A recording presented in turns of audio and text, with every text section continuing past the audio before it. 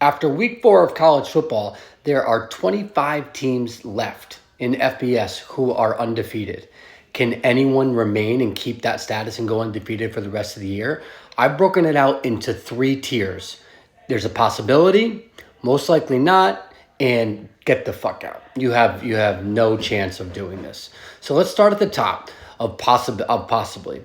There's 1, 2, 3, 4, 5, 6, 7, 8. There's 9 teams up here I got as possibly able to do this. Now, this will weed itself out really after this week because we got Georgia and Alabama who play each other. So literally one of them is going to drop. But I think there are about 9 teams who can possibly remain undefeated for the year. I am not suggesting that there will be 9 teams or anywhere near that, but I think these teams have the possibility to go undefeated. I mean, Ohio State, Georgia, Alabama, Tennessee, Texas, Miami. If you're just looking at them, they look like the elite teams in the sport at the moment. So I just think just by nature, I think they all have a possibility to go undefeated. Now, like I said, Georgia plays Bama, Tennessee plays Bama, Tennessee plays Georgia, Oregon plays Ohio State, Ole Miss plays Alabama. Like there's a lot of these teams that are going to play each other and therefore weed themselves out.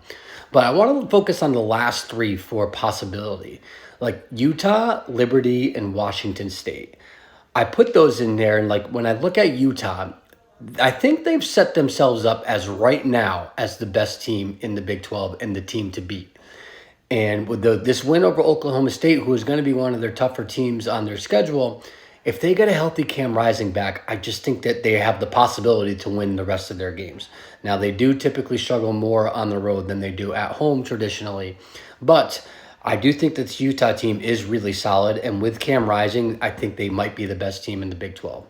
Liberty, this is just they play in a bad conference. So I think that they can win out here, and they really expected to go 12-0. They had the highest odds of any team to go undefeated to start the season. I think it's still possible for them to do that.